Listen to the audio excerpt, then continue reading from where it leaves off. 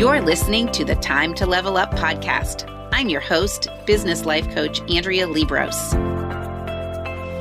I help women in business commit to their own growth personally and professionally.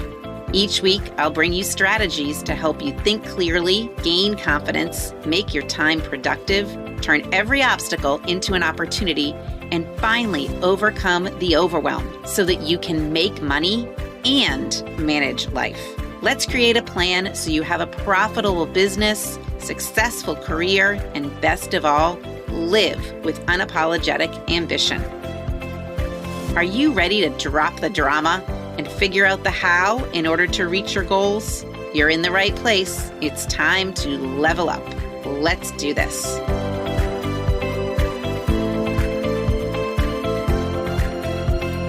Hello, my friends. Welcome to the Time to Level Up podcast. So today we are going to talk about when you have been let down and how to cope with being let down. Okay. So when you have let yourself down and when others have let you down, the same thing and two different things. And I'm bringing this topic to your attention because recently I was let down, and I've noticed over the past few days that my clients and a few colleagues have shared with me times when they've been let down. Okay, so this is a really good topic because guess what? Newsflash, if you didn't know, we're all human. And 50% of our thoughts are positive and 50% of our thoughts are negative.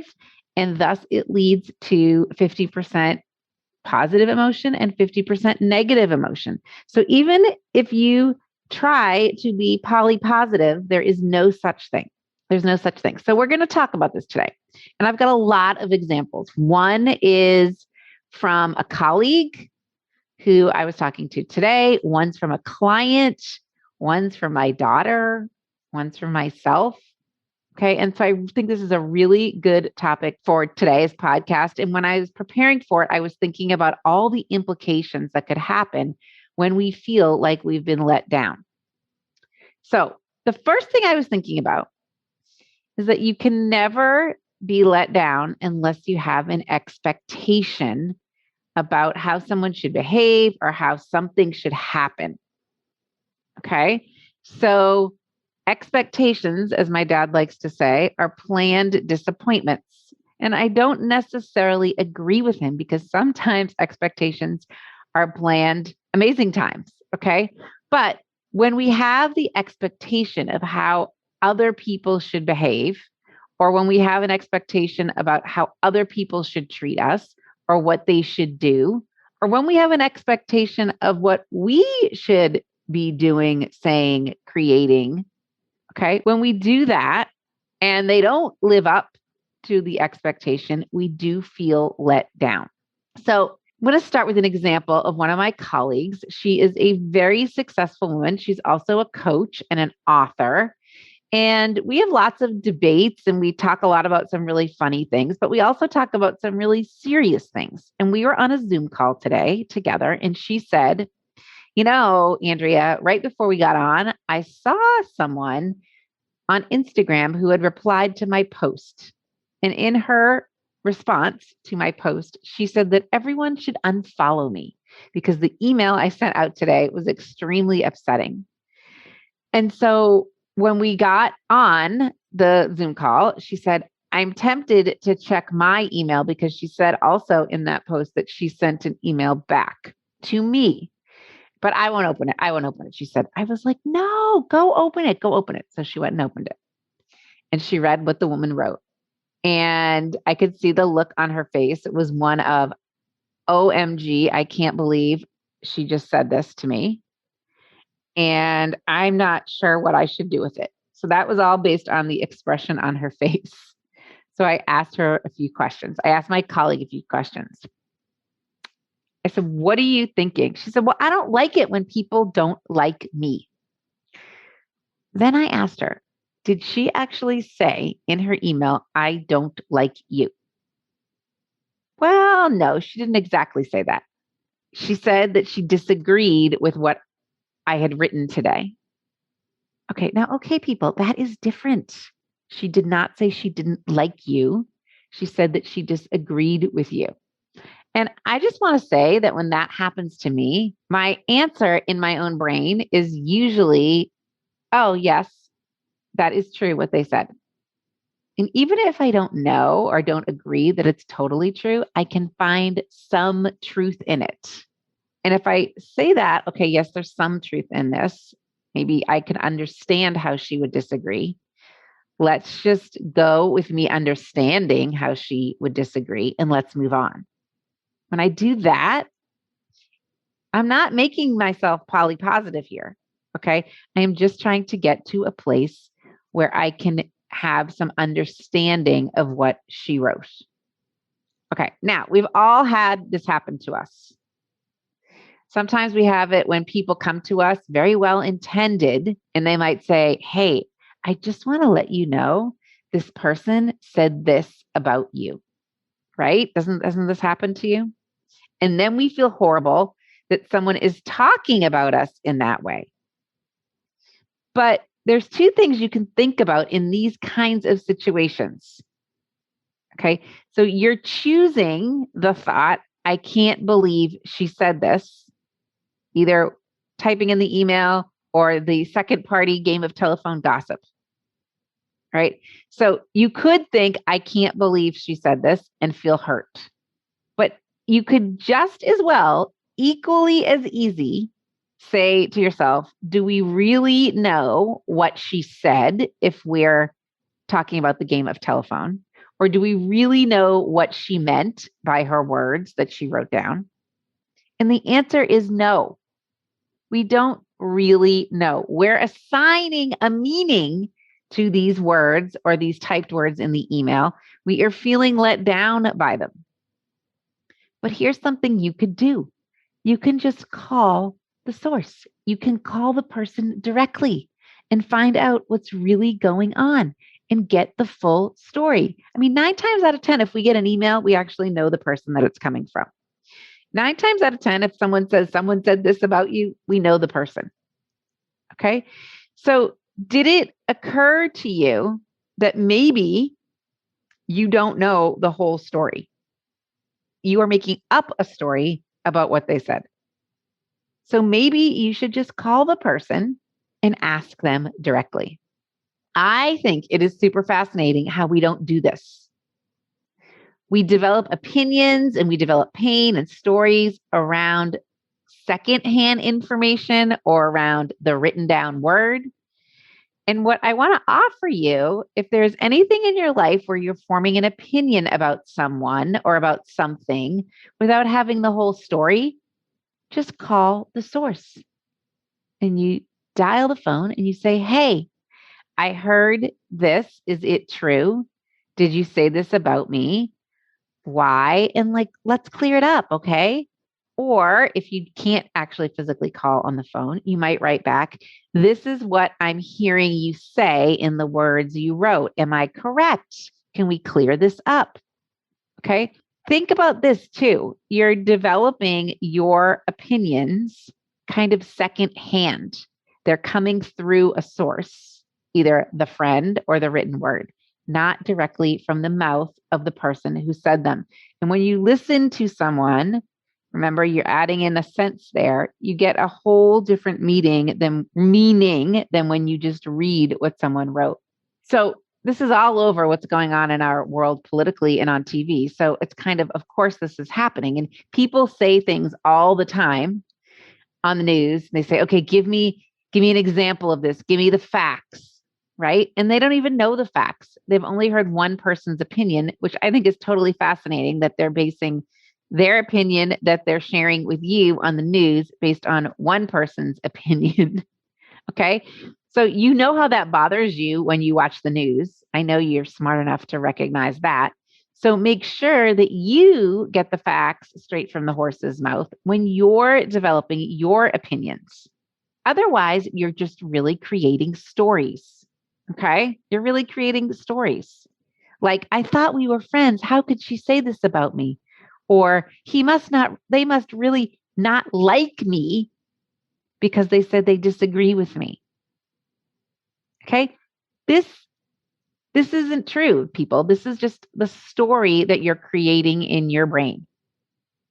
Okay? Now, before you reach out to the person, I want you to make sure that you forgive them ahead of time, right? So forgive her ahead of time if she did say something nasty about you. Forgive her ahead of time if she really means she doesn't like you. And just show up from a place of love. You will have a very different conversation than if you were really angry about it. Okay. Our letdown sometimes leads to anger and disappointment. And managing our anger and dealing with our anger and our disappointment is challenging. So when you come at someone with that anger and disappointment, you end up getting a result you don't want, right? Because our results are always evidence of our thoughts. So that's why I urge you to come from this from a place of forgiveness ahead of time. Okay, now let's say that this person, this friend, did say these things about you, right? So I want you to ask yourself, so what? Let's look at the big picture of things. So what? So what if this person said that? So what if this person doesn't like you? I asked my colleague today on Zoom, how many people did you send that email to? She said, oh, about 10,000. Okay, so you're really upset that this one person had that to say. She disagreed with you. One person disagreed with you out of 10,000. So here's the moral of the story with that. Nothing that happens out there in the world is painful until we make it painful. So she was very hurt and she was very angry about it. And I said, all of your hurt and anger is caused by your story. It's caused because you don't have the facts yet. You just have what she wrote in the email. Or if this was someone that said something about you, you just have kind of third person facts. Not only that, you don't have the facts, but you're making them mean something. You're making it mean that she's not your friend. She doesn't care about you. She dislikes you, all of those things. So here's the bottom line. When someone lets you down, it's because you had an expectation of them that they didn't meet, and because you're telling a story about it. So here's another example. My client has been working on getting a few paid speaking engagements. And she has had multiple conversations with a big, huge corporation about this. And she was at the point where she was already preparing her presentation. And they had gone back and forth on a proposal. And she really thought that it was a sure thing. And she got the news via email that they had canceled not just one of her speaking events, but all of them indefinitely. So guess what? She was upset by it. She was let down. She thought in her brain that this was a sure thing. And she was putting all of her eggs in that one basket, really making her getting those speaking engagements mean something and really kind of banking that she was going to get even more business out of it. Well, if you think about it, she was already let down by just reading the email. She had not even had a conversation with a voice about it. She'd already gone to the place of she must be horrible. She must have done something wrong. Okay. Now, once she did have the conversation with a voice, she found out that the company had some other kind of major crisis going on. And the reason that they canceled is because they had to use that time that they had designated for her to deal with this crisis. It had nothing to do with her. It had nothing to do with her. And she had made up a story that it had everything to do with her. Now, she was still let down, but what she had made it mean initially, that they didn't want her, that she didn't communicate clearly enough in her proposal, all those things were not true. So going back to my suggestion number one is get to the facts if you can. Leave the emotion and the thoughts out of it. Don't even try to form a thought before you know the facts. And then suggestion number two is to change your story so you don't feel bad, right? What I am not saying is that you should go to a place where everything is rainbow and daisies. Okay, the land of unicorns and rainbows and daisies, the magical land. Okay, no, I am not suggesting that everything is amazing. What I'm saying to you is that you can go to a place or try to get yourself to a place of neutral. So remember that number line from sixth grade where it was just a straight line with some arrows at the end of each end, zero in the middle, positive numbers to the right, negative numbers to the left. That zero or that middle is neutral ground. It's got positive things on one side and negative things on the other. What I want you to get to is just that zero place. I want you to change your story around the facts so that you can come from a place of openness and understanding and compassion and love. And I know in situations like this, it's difficult to do. It's hard for me to do. But what if you could change your thoughts so that you were getting your feeling to a place of neutral, not to a place of being let down? Okay. Now, I have a huge challenge with this in my own life currently, being able to drop the story, to drop the defensiveness, and to just be present with the other person. And I understand it conceptually, but when I'm in the middle of the situation, it's challenging. So when I was talking to my client about them canceling the presentations, she said, "Can I cry? I feel like crying." I said, "No, that is not what I recommend. That is not useful. I do think that it's useful to kind of make light of the situation, to make light of these things, to actually add some humor into it, and to stay in a place where we can find our own shortcomings." Okay, that's where the true power is. So here's the thing. If you blame this person for saying something about you, if you're pissed at them, or if you blame the executive who promised you the speaking gig, there's no forward momentum. There's no movement in evolving. There's no growth. All there is I did everything right and you're wrong, which doesn't cause any expansion in the world. Yet we want to stick to our guns so we can be right instead of showing up in a way where we can be open. We can kind of open up the ability to connect and have a discussion with each other and ourselves. Okay, so a lot of times I've had people do this to me where they won't talk to me about something. They just decide to delete me from their life, or they decide to give me the cold shoulder or whatever. And I think sometimes in relationships, when people give you the silent treatment, okay, and you're not allowed to have a conversation about it, we feel powerless. We feel powerless. But I just want to tell you that you aren't powerless in those situations. You can still decide what you want the story to be and what you want that story to be told about in your own mind, and make sure that it's one that serves you in a way that elevates you to do or to become a better version of yourself instead of angrier or more upset or more convicted. So the client with the speaking gig, she really felt like she did everything right. And I think she actually did do lots of things right. The only thing that didn't go right there is that she had the expectation that this was going to be the answer to all of her problems. Okay, she was kind of putting all of her marbles in one basket. So here's another thing I'll offer you. When you're let down by someone else, what would happen if you said to them, "Hey, I heard you say this. I heard this version of the story.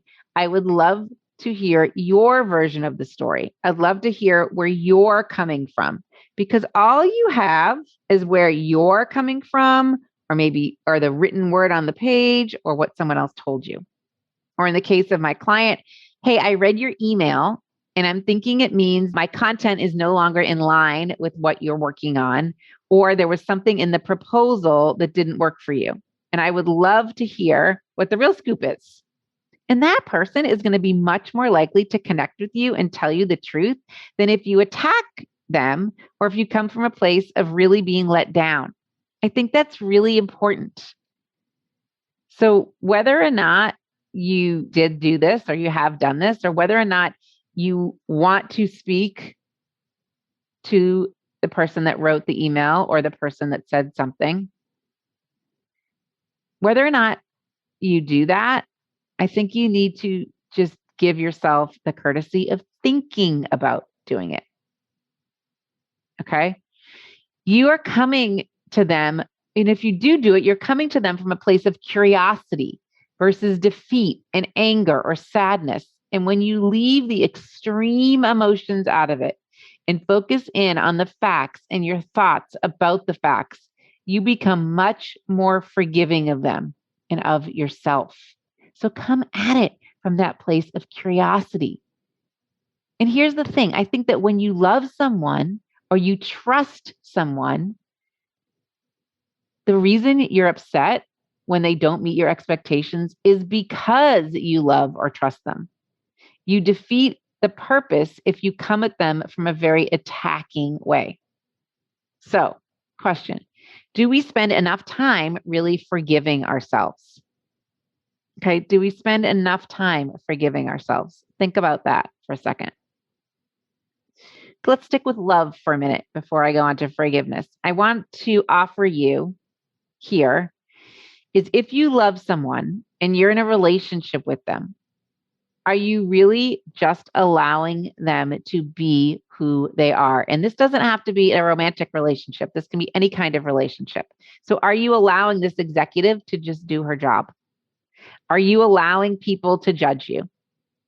I will tell you guys, this is tough. I mean, I have people that disagree with my concepts. I have people that don't like what I do for a living. I have people that don't like the way sometimes I talk about money. They don't like the way I talk about relationships. They're angry about it. Even my own mom became angry with me this week because she does not like how I'm talking about a situation with a family member. And I had a friend say to me recently, "Oh, you know what? You just don't have time anymore to go out with us. You're working all the time." And she said, "I think you care too much about your work and too much about making money," which I think is so interesting because this is a person that listens to my free podcast and has been to several of my free masterclasses and workshops. She's telling me that all I care about is my work and making money. It's kind of fascinating, isn't it? So, but in that moment, can I allow that person to believe that? Can I allow that person to judge me, even though I know it's not true? I really want to fix their perception about it, but can I just allow them to have that feeling without judgment when I know that what they're saying is really not the case? So I will tell you that I think that's the work we all have to do. Okay, a lot of things that people say about me, or maybe things that people say about you, are completely untrue. And what they attack me for is not at all real, so to speak. All right. And this has happened to me a lot over the past few years as I've developed a business. I have been really kind of let down by what some people have said. Okay. I still want them to think differently about me. And I think we all have this idea that people should like us.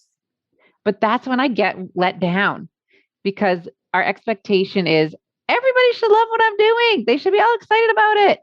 This is such great stuff. And when they're not excited or they say things to me like, you spend too much time working, I don't feel good and I feel let down. So the other thing that really helps me when I feel like I've been let down is to accept things as opportunities. Okay. So when I, for example, are talking to a prospective client, my expectation is that they will become a client. But sometimes what happens is that they don't. And one of the best ways for me to reconcile that, literally in my mind, is to understand that everything is happening for me, not to me.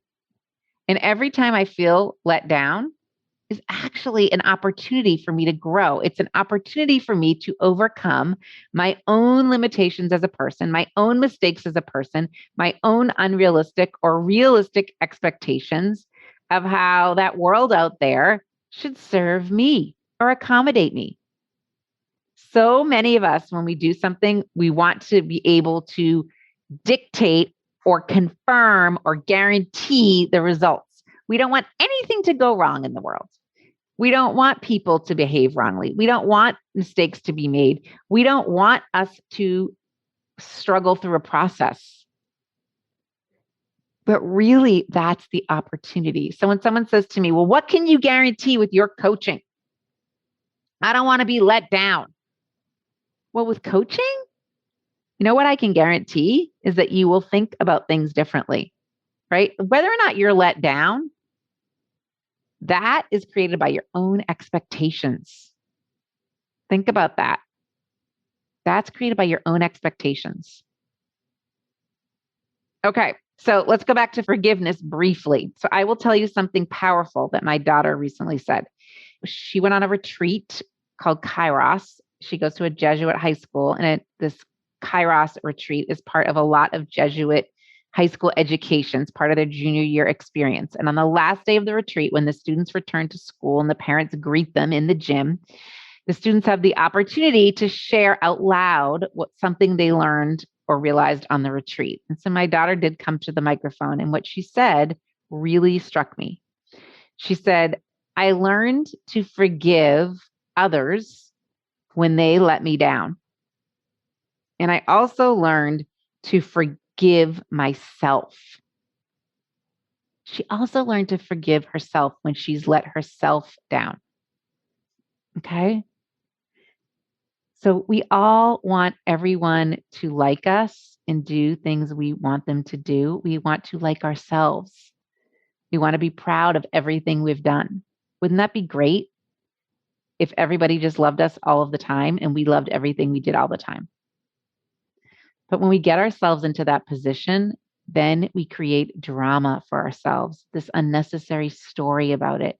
And we make our actions or their actions or words mean something that maybe isn't very useful. And if you can kind of back up for a minute and let other people judge you and let you judge yourself and understand that the world is not there to accommodate us and that everything that happens is supposed to happen on purpose for our higher good, then you can immediately relax and get to that place of neutral. Okay. When someone says something about me or I let myself down in not creating the result or the client, if I can just understand that no, that's all supposed to be happening and that's all happening for me and it's just all part of the process, then that's when I can get to work on myself and learn at a higher level versus kind of arguing with the universe on how the world's supposed to be. This person should behave this way. This launch should have gone this way. This sale should have gone this way. I hear myself doing that and it's ridiculous. It doesn't change a thing. It doesn't change the reality of it. It just makes it a lot more unpleasant for me. Okay. So what can we learn from this situation? What can I believe about myself that will serve me from situations like this? How can I grow from the situation? That only happens when I believe the thought that everything happens for me and not to me. Okay. And when you accept that perhaps this is exactly what's supposed to happen, because guess what? It did happen, then you rise up to that next version of yourself. That's where the growth is. Like I could see my daughter grew through that retreat experience. That's because she was rising up to the next version of herself. Right? And knowing that you can tell the story of whatever happened however you want, you can find evidence for the story however you want to find evidence for any story you want to tell. You can interpret any situation in a way that serves you or in a way that hurts you. That's the true power of creating opportunity from potential letdown. So you could create a story about why, for example, coaching is not for you. And you can find total evidence to support that. But you could also equally as available create a story of why coaching is the perfect thing for you and find evidence for that. Okay. So here's the bottom line. You are the only person that creates a situation of being let down. You think that the other person has let you down or that the circumstances have let you down, but I promise they haven't. What has happened is that you created an expectation in your mind. The person did not meet that expectation, or maybe you didn't meet your own expectation and you felt let down. You had an expectation of how the world should work, that things should or shouldn't happen. All right. But I want you to think about that's potentially why these situations are happening, because it shows me where I have yet to overcome myself, to overcome my brain, to overcome my what I call thought errors, to not process emotion. It's where I'm still trying to not deal with my life. That's a beautiful thing to have the opportunity to see that. But if I just want to go along in life and just be rainbows and daisies and unicorns all the time and have everybody like me, there's not going to be any contrast. There's not going to be any way for me to work on myself, my own growth, personal and professional. When contrast or conflict presents, when I get hater emails or when I get bad news or when that client doesn't become a client, that's where the opportunity is. What if we could just have a little bell, bing, opportunity. This is your assignment. This is what's going to make you a better version of yourself. So I want you to consider, here's your homework, okay? I want you to consider if you commit to looking for the opportunities, to working on yourself, to get the support you need to do so, maybe at even a higher level. This is an opportunity for you. And if you're listening to this podcast, then you're already there recognizing that there's opportunity to work on yourself and to become an even better version of yourself. And notice this coming week, you could sit and complain about a lot of things and you can diminish yourself because of it. And you can use it as an excuse, or you can use it as a reason to get better. And I highly recommend that you use it as a reason to get better, that you use it as a way to grow and you be willing to admit any shortcoming that you might have, anything that you're not yet fully evolved into. Okay. And when you think about your life in this way, when you think about all the opportunity out there, everything works. Everything is great. You keep moving forward. You keep getting better. Anything that lets you down in life is simply an opportunity. Okay, so homework. Think about something that's let you down and write out what was your expectation that you had that created the letdown. And when you recognize and see that you created the letdown, all of a sudden you have taken all of your power back. And you're not let down because of that other person. You're let down because of your expectation. And make sure you have all the facts. Make sure you have the story that is based in reality, not in third-hand opinions or not in an email or not in something that your brain has created. Okay. And then decide, what do you want to learn from it? Decide how you want to grow because you had this opportunity. Remember, you're only being let down as an opportunity to grow, and then use it in your life to make yourself better instead of using it to make your life worse or feel defeated or disappointed. Okay, you guys, that's what I've got for today. I actually hope you're let down a lot this week and you have opportunities to grow. And I hope you see the opportunities you have to get the support you need to grow on all levels. Coaching is one way to grow.